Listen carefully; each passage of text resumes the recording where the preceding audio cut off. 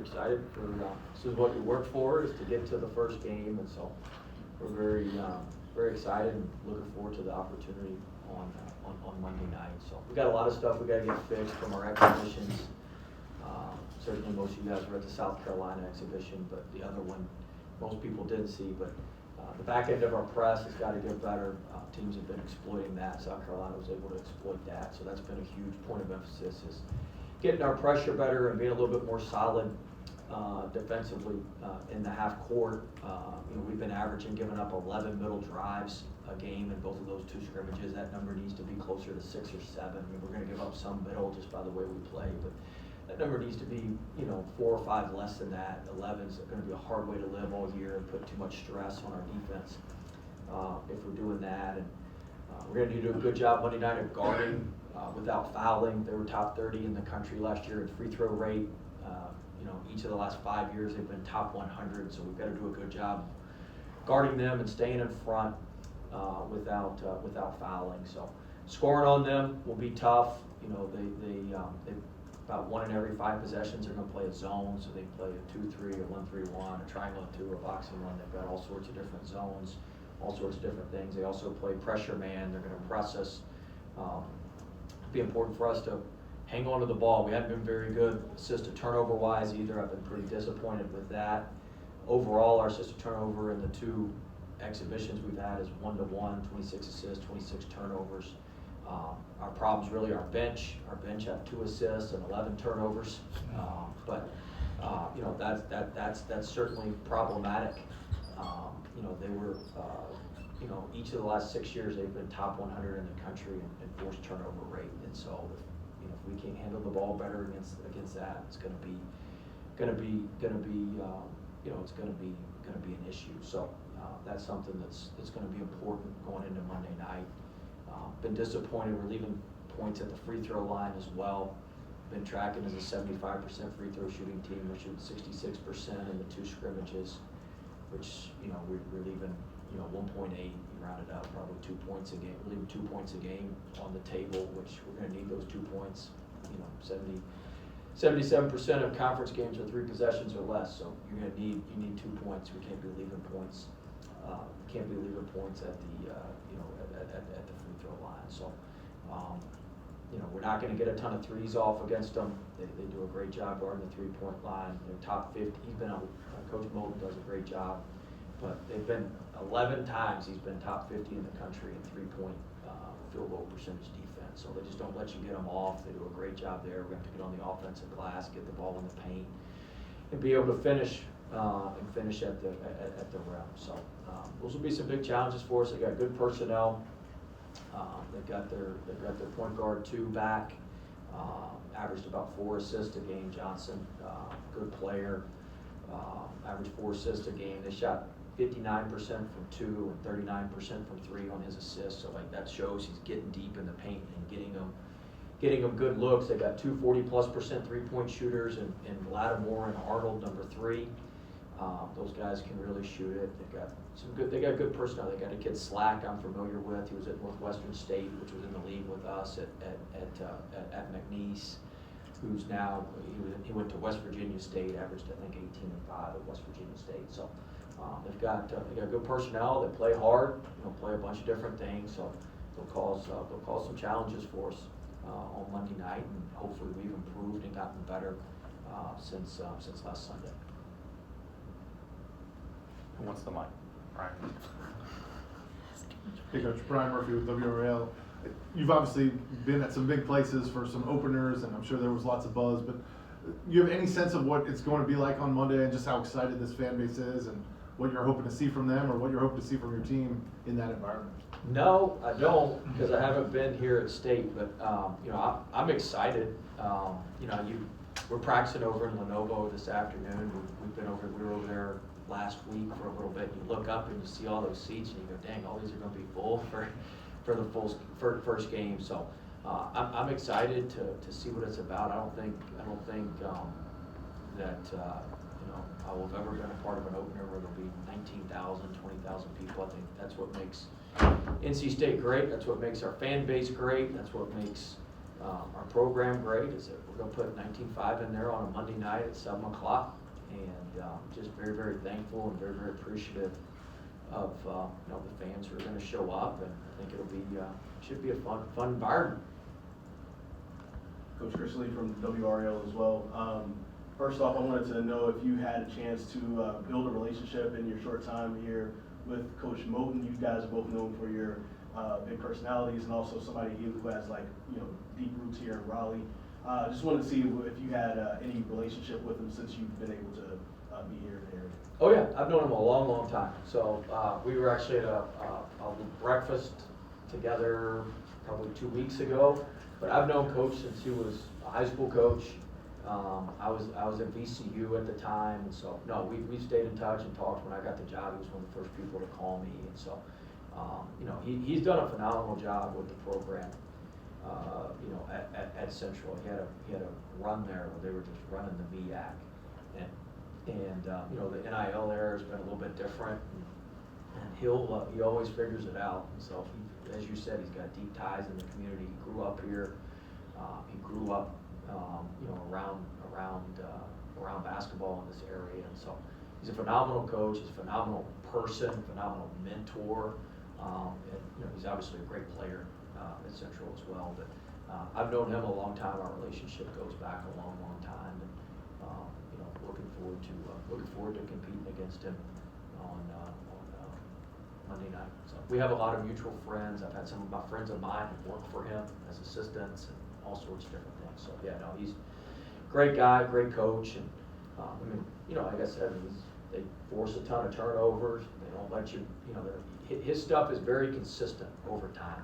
You're not top 100 in turnover force rate six straight years if you're not consistent with that. You're not 11 times 50%, top 50 in 3-point field goal percentage. Like that stuff is consistency. That's being a great coach, and that stuff translates, wherever you are. Hey Coach, Todd Gibson, CBS 17. How deep do you expect your team to go, and what's a realistic rotation for you? I think we played 9 the other day.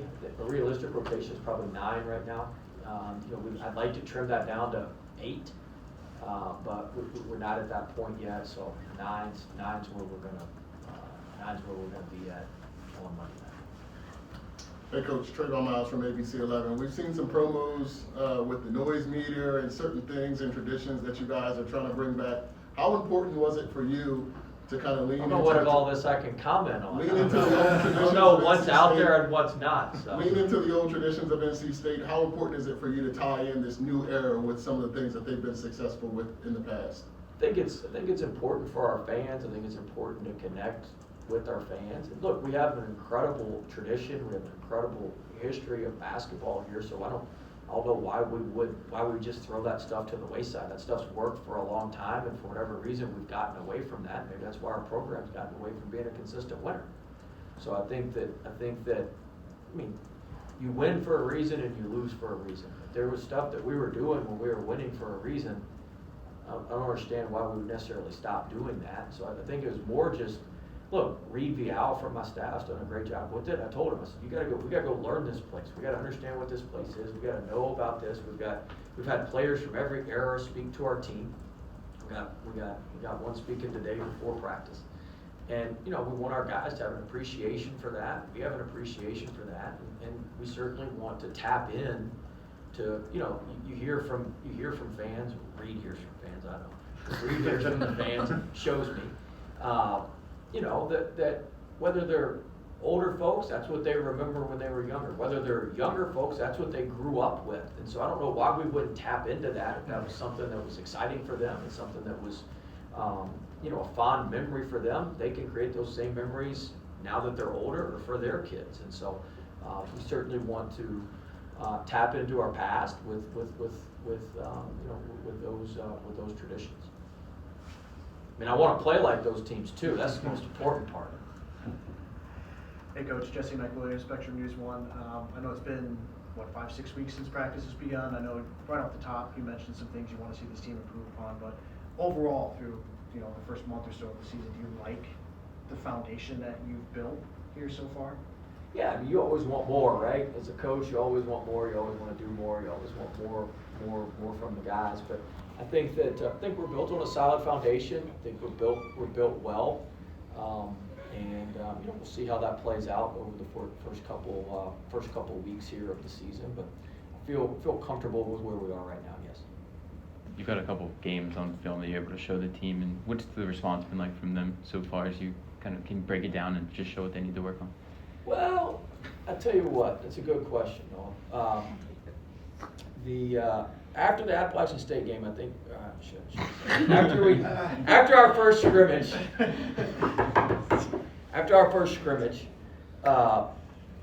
they think that, I mean, in their minds, the scrimmage went very well. In my mind, I was not all that pleased with the scrimmage, and I came in here and I went berserk.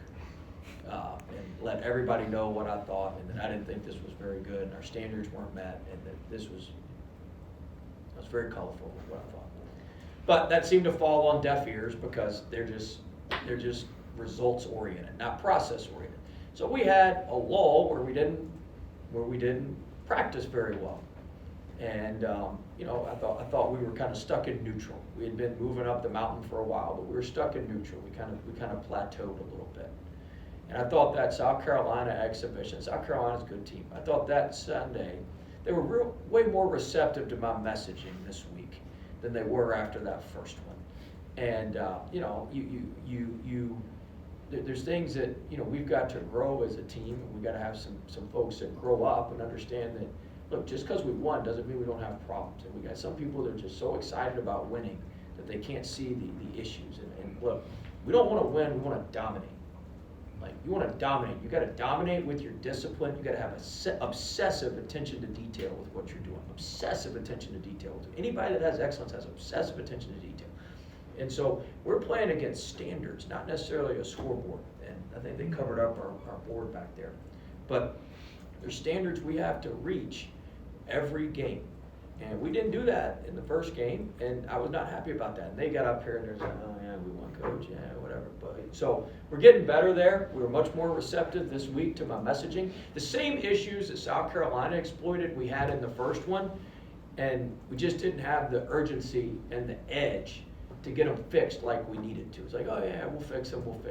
Then when you get exposed like that, like we did against South Carolina, got a little more urgency and edge to us. So hopefully Monday night you'll see the team that I think we're capable of being, or closer to the team that we're capable of being.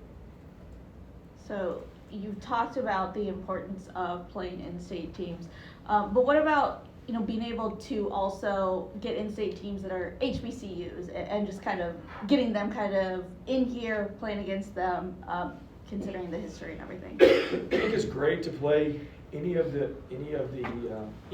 teams in state. I think it's good for our fans. Our fans, look, if you're going to ask people to pay to watch us play, and look, you have to fill out a home schedule. You can't fill out a home schedule with all high majors. Nobody does that. You just can't do that. So you have to fill that. But if we're going to do that, there might as well be teams that we're familiar with. I was on campus yesterday. There's a kid who transferred from UNC Asheville. I was giving him hell because he was in a UNC Asheville sweatshirt. He was like, hey, I transferred here from Asheville. I'm like, well, we didn't give you a sweatshirt when you came here, But he, he was talking about, like, he's looking forward to that game on December 6th. He'd already he's going to request his tickets for it as a student. He's coming Monday night, too, after I got done talking to him. But he was, he was excited about the game with Asheville. Well, that showed, like, all right, our scheduling philosophy works. And look, here's the reality of it. This is how I feel. This is my opinion. This is probably not our athletic department's opinion. This is my opinion. If we're going to spend the money, we pay these teams. If we're going to pay, we might as well keep the money in state. We might as well help out our people around us. Now, that's more my philosophy than like an overarching athletic department philosophy, and they may get mad at me for saying that, but they get mad at me for saying a lot of stuff. But my point being is, like, it makes a big impact for Central. They can drive over the day of the game. They don't have to stay in a hotel. They don't have to do that. Mike Jones at UNC Greensboro I worked with, he called me. That's who we're playing them. Like, they can drive over, and like, I've been on that side of it. The last 2 years I was playing bye games, and I was on the other side of it. And, it's a pain when you got to bus 2 hours and fly somewhere. And also, you may get $80,000 for the game, but you spend $35,000 of it, traveling. And so, when you can get 85, whatever we pay them, and it costs them $5,000 to come over here, like they get to keep more money too. It's good for them, and I think it's good for the state, and I think it's good for the fans. I don't see much downside to it. The downside for me, and this is why people don't do it, is that those teams are fired up to play against us. Like every kid at Central, thinks they should be playing at NC State. All the kids agree. Like, they're all gonna think that, especially when you have the in-state kids. And so, Central's got to transfer from Morehead State, who's from Fayetteville, and those kids are all going to be excited to play against us. They're going to have an extra edge to us. Okay, that's the trade-off in the game. But I think the positives far outweigh the negatives, and it's just kind of my philosophy on it. Coach Spencer Thomas, 247 Sports. I'm just curious, how have the analytics and metrics that you measured, building this team in the preseason, how have they shaped up so far? And then, has anyone surprised you outside of those metrics and what you've seen so far during practice and everything? Yeah, the metrics have held up pretty well. We measure them only in live play, so we don't have a bunch of bad data in there. But, I mentioned, our free throw shooting, we're lagging a little bit there. And in practice, we've been pretty good there, but we've been lagging in those two exhibitions. We've lagged there, which we're leaving 2 points on the table that we're counting on. Our 3-point shooting's been a little bit ahead of where we want to be. Everything else is what I would consider in the normal range. Players wise, exceeding expectations. I think everybody's doing about what we thought. And I've been pleased with what we've got. We're getting out of the guys for the most part. Well, just when you look at this, how geeked are you this is finally going to be for real? These games it's finally, the wait is over and you're going to get the real action. Just do you still get excited at this point in your career? I'm excited every day to be the coach. Look, when you do it like we do it, it's a lifestyle. It's not a job. So this is what we do all day, every day. This is all we think about. This is all we do. And so, I'm fired up every day. Practice, whatever it is. Look, we take a good attitude to it, and most coaches don't like doing press conferences. I try to show up with the best attitude I can. You know what I'm saying? I try to show up and have a little fun and answer a few questions, and everything you do, what's the point doing it if we're not going to have a good time with it? But I'm fired up for Monday night, but I'm fired up for practice today. I'm fired up to get into Lenovo and practice today, and excited about tomorrow, and just everything. The whole process is exciting to me. I enjoy that part of it. And however we do today, tomorrow, and Sunday, we'll show up on Monday. Good or good, bad, or indifferent. That's what will show up on Monday. But I'm excited, and our players are excited. And I think our fan base is excited. And like I said, when we're all aligned, the reckoning's here.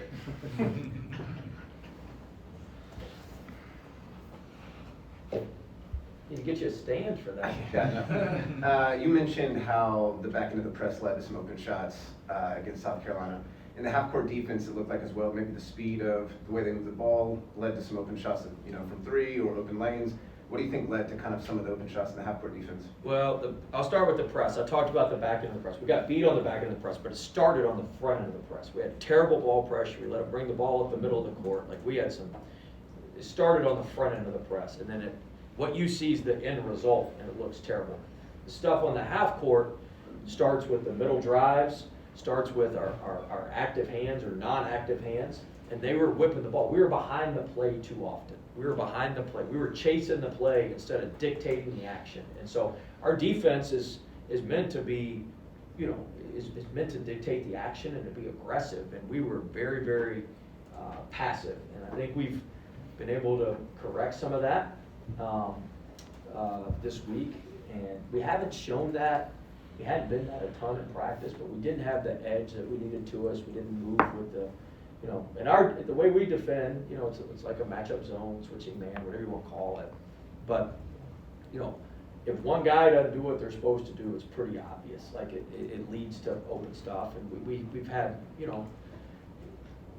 a guy or two out there not doing what they're supposed to do, and and we had some lineups that out there that we probably wouldn't play with. We had some of our more inefficient lineups out there just because we were subbing people in and trying to get some people some things like that. But I mean, I told some of them today, or yesterday and today, like, either going to get this fixed or you're just going to sit. Like, I don't have time. I'm done playing around. I've had time in 2 scrimmages to kind of see what you can do, and everybody says, just put me in and I'll show you what I can do. Okay, well, I've seen what you can do. All right, I see what you do. All right, so you can either get it corrected and do it how we want it done, or you're asking to sit down. I mean, it's your decision. I really don't care. We got other guys that can come in, and help us. Well, you've been a part of some and built some teams that have won league championships, that have won conference tournament titles and NCAA tournament games. Is there a certain trait that you're looking for in teams, or do you see any traits in these guys? I know you haven't played a game yet, but what are some traits that you're looking for that you can relate to some of the best teams that you've had this early in the season? I think every team evolves as the year goes on. If we're the same in a month, if we're the same in 2 months, then that'll be problematic. So I think those teams all evolve. The one thing that always happens whenever you win or you win big is there's going to be adversity. There's going to be a tough moment where everybody's got to kind of rally and do what you need to do. And so. That's what's exciting about going to a movie, right? You don't ever go to a movie for the beginning or the middle. You want to see the end of the movie, right? That's the most important part of the movie. But there's usually some stuff in the middle that causes the end to be exciting. But you got to get through that stuff in the middle to get to the end of the movie. Nobody gets their popcorn and leaves after 20 minutes in the movie, right? No, you stay because you know the ending is what's exciting. So you look back, and it's easy to look back now that you know the ending.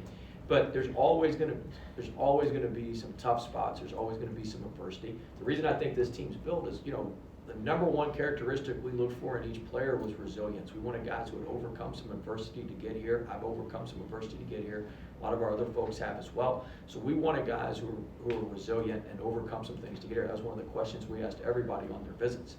And so by doing that, we've already got guys who have overcome some things, which makes it more likely we'll be able to overcome that rough stuff during the year to get to the end and put a good ending on the movie.